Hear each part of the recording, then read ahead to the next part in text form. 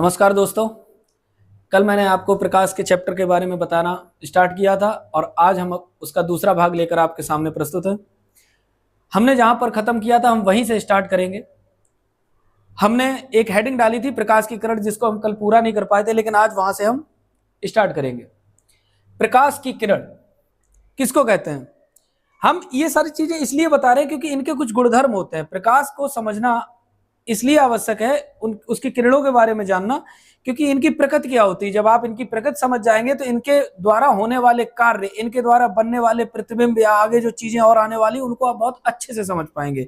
मेरा समझाने का काम इसीलिए है। इनमें बहुत चीजें ऐसी हैं कि जिनको आप चाहो तो खुद ही पढ़ सकते हो, लेकिन थोड़ा थोड़ा समझना इसलिए जरूरी है कि इनका छोटी छोटी चीजें जो है आगे जाकर बहुत काम आने वाली है। स्टार्ट करते हैं। प्रकाश की किरण किसी समान माध्यम में, प्रकाश की किरण के बारे में अगर बात करें तो किसी समान माध्यम में प्रकाश का एक बिंदु से दूसरे बिंदु तक सीधी रेखा में जाना प्रकाश की किरण कहलाता है।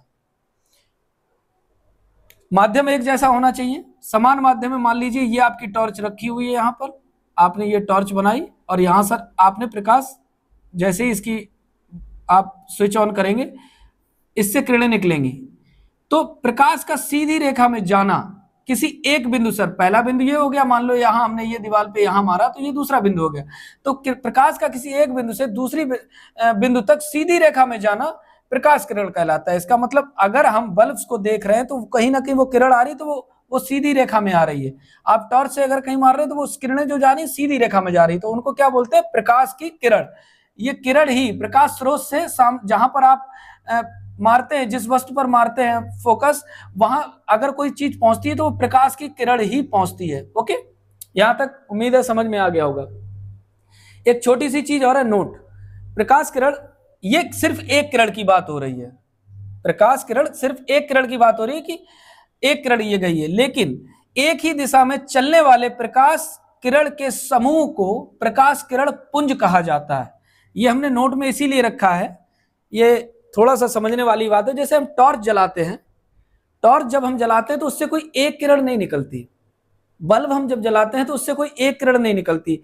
जितने भी प्रकाशिक स्रोत हैं इनके द्वारा कभी एक किरण नहीं निकलती, इनसे बहुत सारी किरणें निकलती हैं। तो जब हम, उसी की बात हो रही है कि एक ही दिशा में चलने वाले प्रकाश किरण के समूह को, जब टॉर्च जलाते हैं तो एक किरणों का एक समूह निकलता है, तो उसे हम, उस समूह को हम कहते हैं प्रकाश की किरण, प्रकाश किरण पुंज कहा जाता है उसको।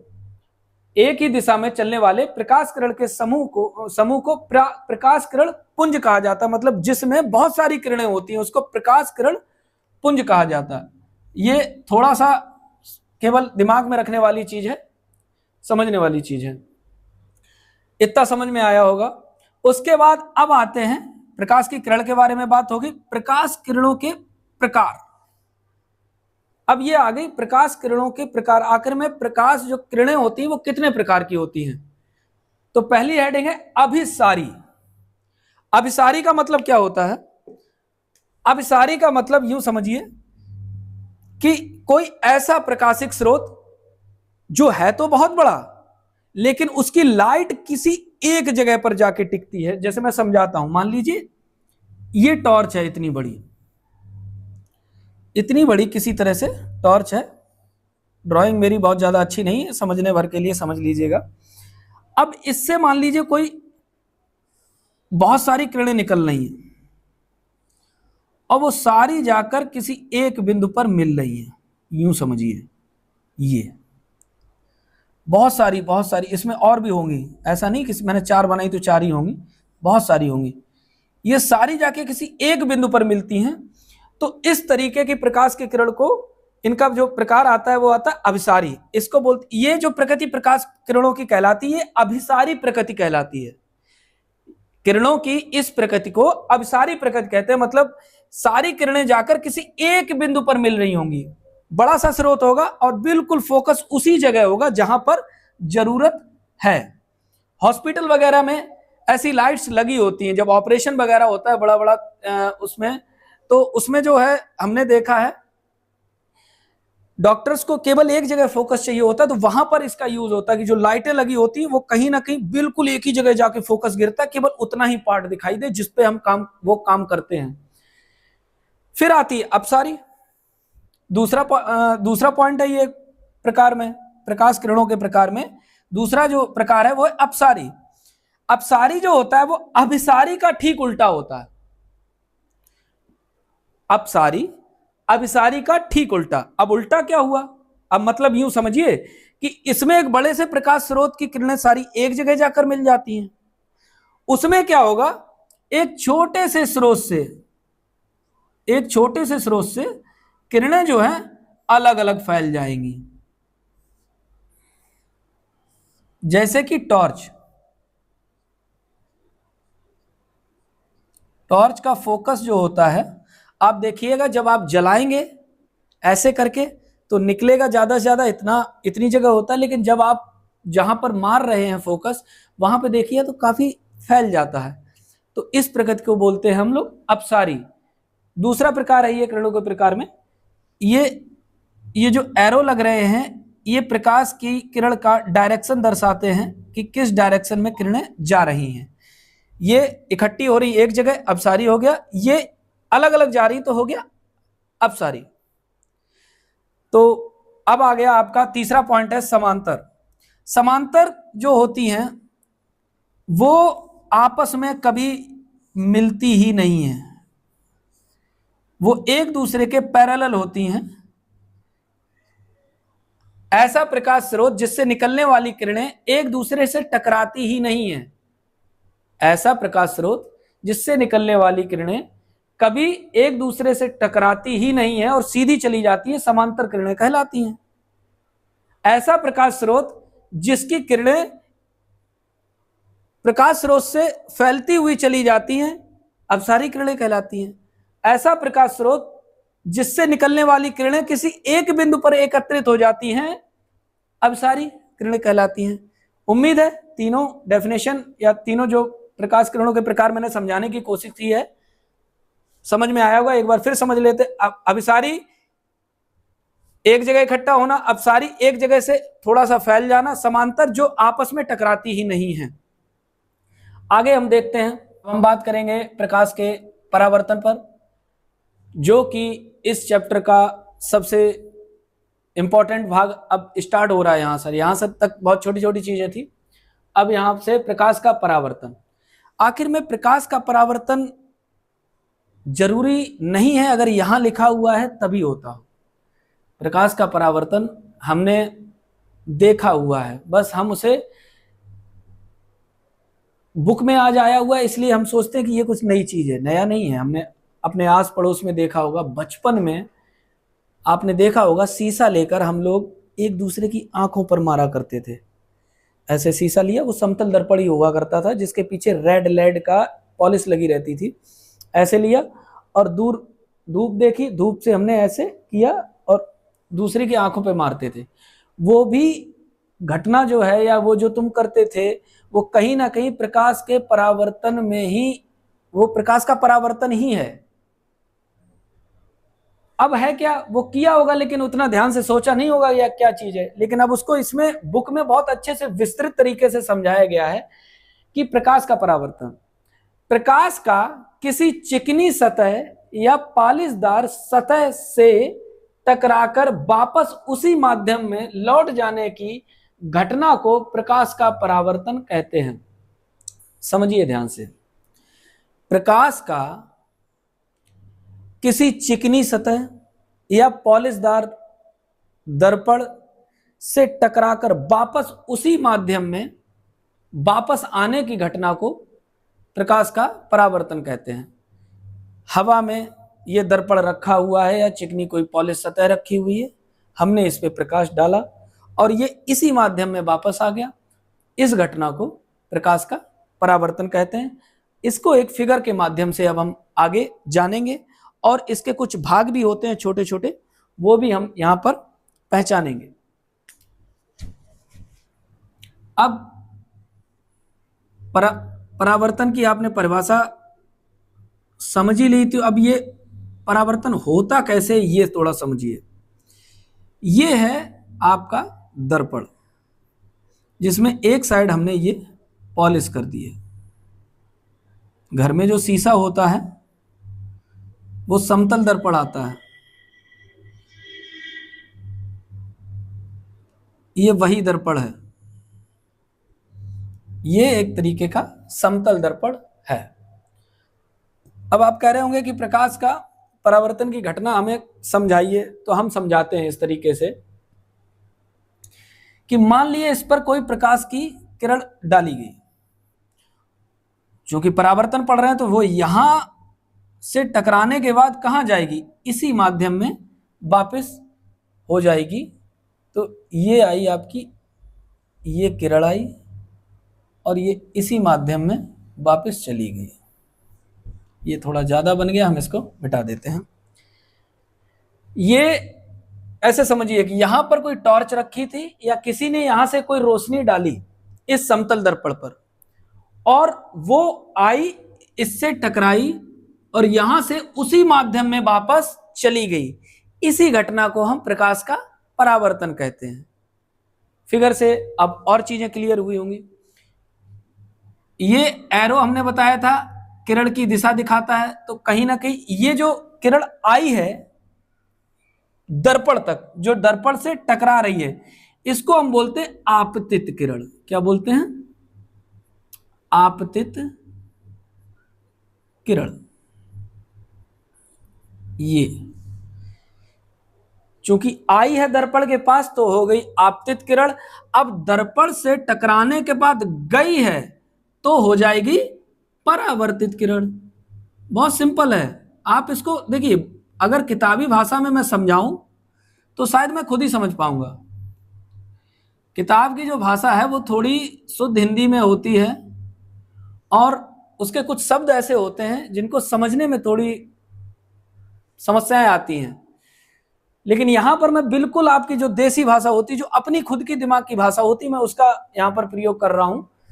तो ये जो किरण आई हुई है दर्पण तक, इसको बोला आपतित किरण, और जो परावर्तित हो गई है, जो टकरा के वापस लौट गई है, उसको बोल दिया परावर्तित किरण।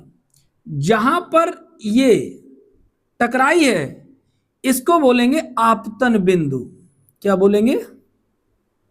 आपतन बिंदु। ठीक है, इसको बोलेंगे आपतन बिंदु। इसमें 4-5 चीजें हैं बहुत छोटी छोटी। और सुनिए, यहां पर एक काल्पनिक लंबवत रेखा खींची जाती है जो दर्पण से बिल्कुल लंबवत होती है। मतलब लंबवत का मतलब 90 डिग्री पर। इसको हम बोलते हैं अभिलंब। अभिलंब।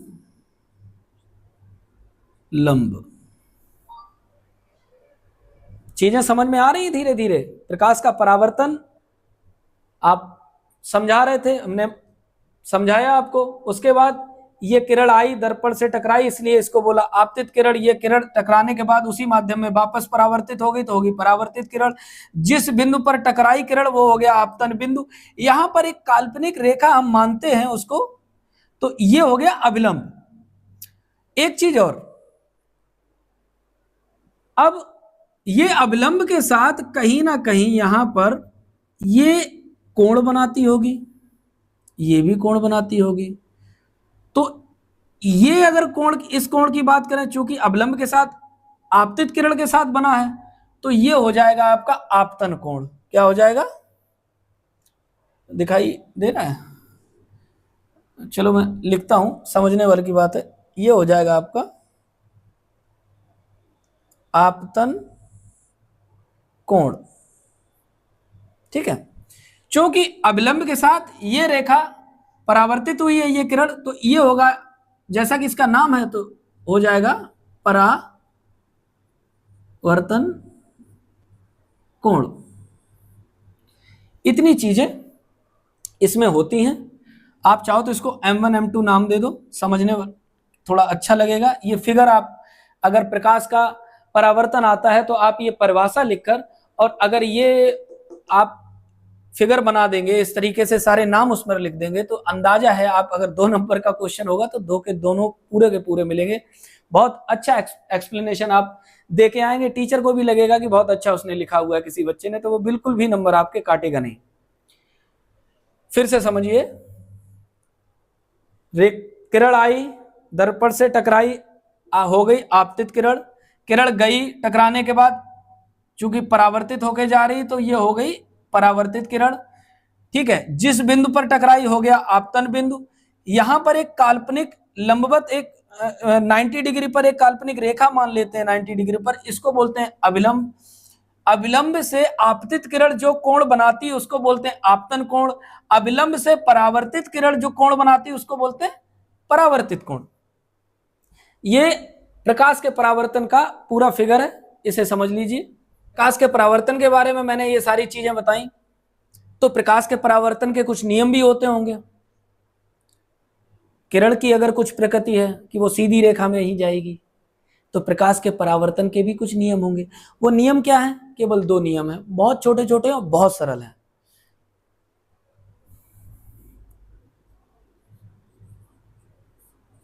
प्रकाश के परावर्तन के नियम।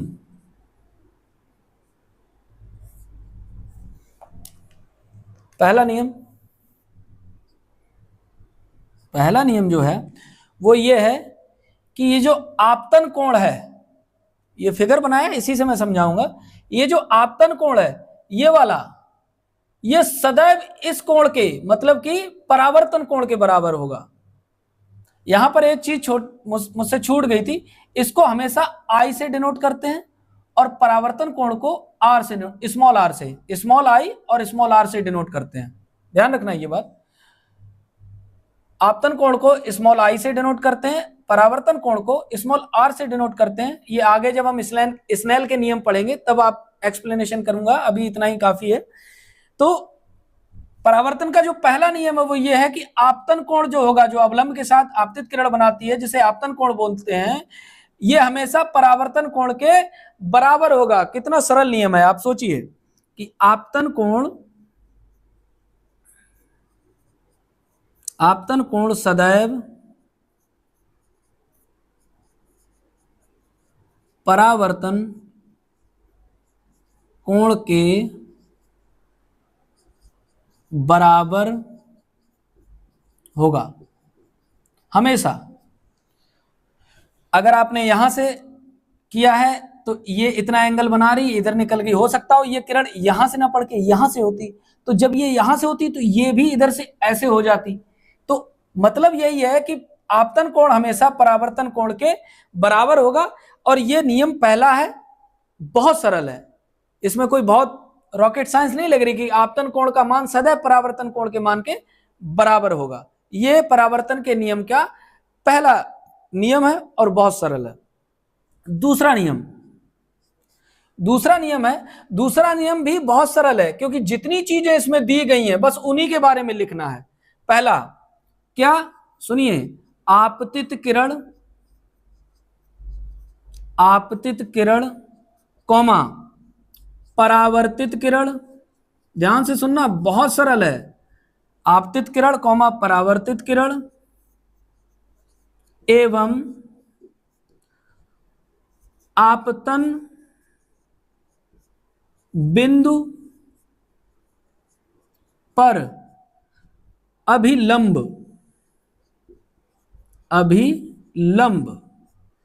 सभी एक ही तल में होते हैं। बताइए ये दोनों नियम, ऐसा क्या है इस नियम में जो याद करने लायक है? मुझे तो नहीं लगता कुछ भी याद करने लायक है। आपने फिगर बनाया, आपतन कोण सदैव परावर्तन कोण के बराबर होगा, पहला नियम। दूसरा नियम है आपतित किरण जो आ रही है, परावर्तित किरण जो जा रही है, आपतन बिंदु पर अविलंब, तीनों एक ही तल में स्थित होते हैं या एक ही तल में होंगे। अब आप समझिए कि हम जो ये नीचे वाला जो हमने रूल बताया आपको, इसको इससे समझिए। सिर्फ इतनी जगह की बात हो रही कि आपतित किरण यहां पर है, परावर्तित किरण यहां पर है, आपतन बिंदु हमने आपको समझाया था वो भी यहां पर है, और आपतन बिंदु पर अभिलंब भी जो बना हुआ है वो भी यहां पर है। तीनों कहां पर होंगे? एक ही तल में होंगे, मतलब एक ही जगह होंगे। सारी चीजें कहां होंगी? एक ही जगह होंगी। बताइए इसमें क्या कठिन है? पहली बात तो आपतन कोण परावर्तन कोण के बराबर होगा, परावर्तन का पहला नियम। परावर्तन का दूसरा नियम, आपतित किरण परावर्तित किरण आपतन बिंदु पर अभिलंब तीनों एक ही तल में होंगे। इससे ज्यादा सरल और क्या हो सकता है? ये आपके प्रकाश के परावर्तन के दो नियम हैं। आज हमने प्रकाश के परावर्तन के बारे में शुरुआत की और प्रकाश के परावर्तन के बारे में हमने विस्तृत तरीके का आज आपको हमने समझाया। अगर मेरे वीडियो में आपको समझ में आ रहा है तो प्लीज लाइक करिए, कमेंट भी करिए। बोरियत तो नहीं महसूस होती है मेरे समझाने से, क्योंकि शायद मैं बार बार चीजें रिपीट करता हूं। मैं इसलिए रिपीट करता हूं ताकि आपके दिमाग में वो चीज बस जाए, पहुंच जाए। आगे इसी तरह की ढेर सारी जानकारी के लिए और बहुत अच्छे अच्छे टॉपिक्स पढ़ाने के लिए वीडियो को सब्सक्राइब करें, लाइक करें, बेल आइकन को दबाना ना भूलें, जिससे कि हमारी चैनल की अपडेट जो भी आए वो आपको मिलती रहे और आपका प्यार हम पर बना रहे। धन्यवाद।